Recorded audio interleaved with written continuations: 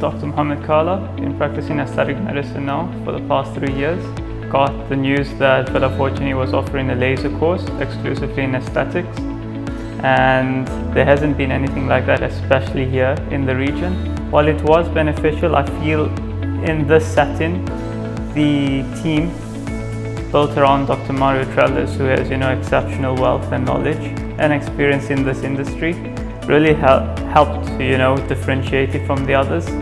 Definitely there was more hands-on, which was very important.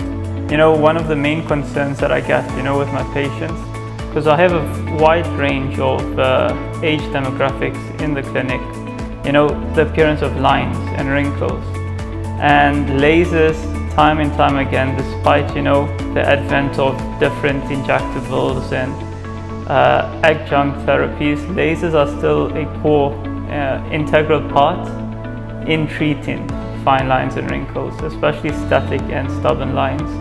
I find it definitely complements injectables very well. That can definitely just also offer rejuvenative, but also more aggressive resurfacing at the same time. So looking forward to looking into it and incorporating it soon.